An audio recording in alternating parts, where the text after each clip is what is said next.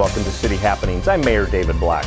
We'll hear about new therapies involving music and movement that are found to help Parkinson's disease patients. And our seniors aren't those who sit still. We'll take you to a CPR training session they were involved in. And an established business opens a branch in Papillion. You'll see the ribbon cutting. These stories are next in City Happenings for the week of February 23rd. Thanks, Mayor Black. The local Parkinson's disease outreach group stays up to date with the latest therapies and information, thereby helping patients and caregivers. In Parkinson's disease, the dopamine chemical that affects the normal movement system is reduced. So when we're using any type of cueing, and music, melody, rhythm is going to give us an auditory cue, and that will bypass the normal circuits that are deficient in the dopamine in order to initiate movement, to have a smooth or a more coordinated movement. So we're essentially using auditory stimulation to cue.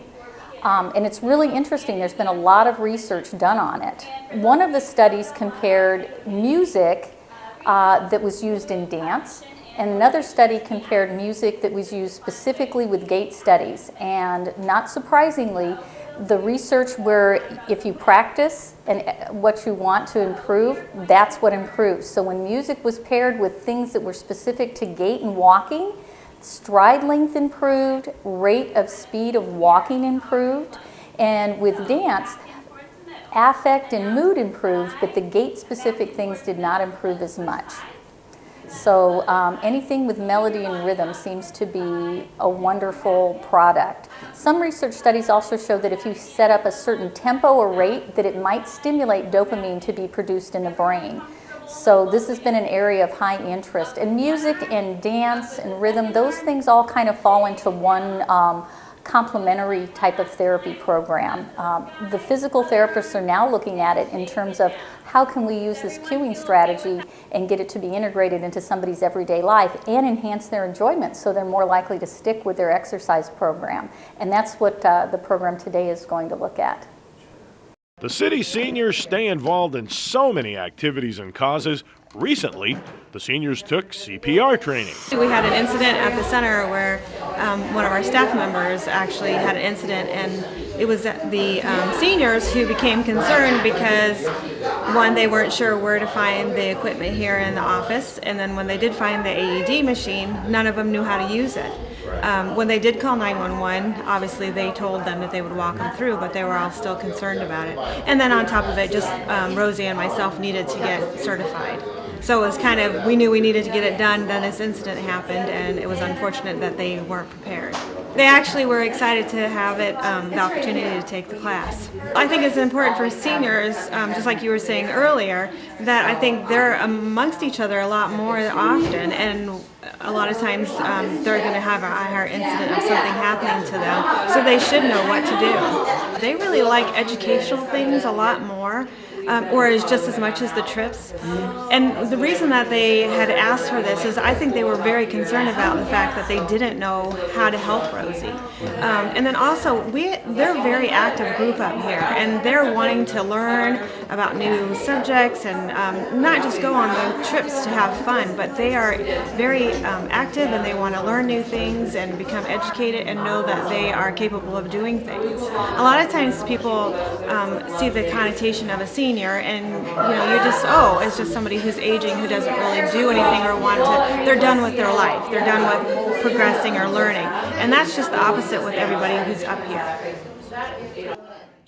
A new business opens on Olson Drive. My name is Darren Carlson. I'm here on behalf of Mayor Black, who couldn't be here today. He normally, as Amy can attest, hates to miss ribbon cuttings. He is one of the most active mayors you'll ever meet in terms of welcoming new business. And I think he would say you recognize the opportunity here in Papillion and Greater Sarpy County. I'm going to go a little inside City Hall here. Maybe some of you live here, maybe you're thinking about living here. We're going to be platting and building thousands of homes over the next 2 years in Papillion. And I think it's not hard, you don't have to be a whiz with a spreadsheet to see the amount of opportunity in Papillion, in Sarpy County, in terms of residential and commercial growth, and I think Access Bank is incredibly well positioned at this location. I remarked earlier, it's really changed the sightline here. You have a tremendous amount of visibility and traffic here. I think you'll do very well.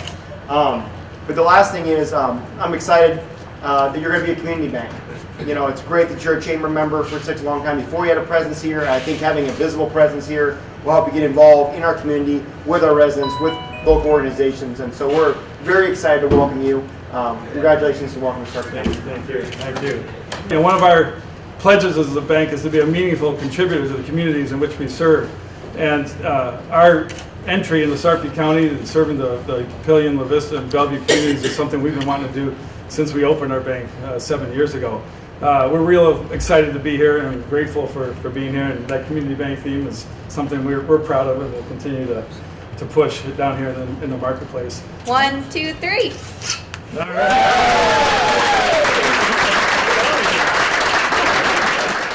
We want to thank everyone who made the annual Daddy-Daughter Date Night a success. This is just one of the many popular events sponsored by the city. There are lots of ways to stay up to date with what's happening. You can find us on Facebook, follow the City of Papillion on Twitter, or even watch our YouTube channel. Information about all of our departments and programs is available on our website. For more about Papillion, go to www.papillion.org or just call the Mayor's hotline at 402-827-1111. Thanks for watching.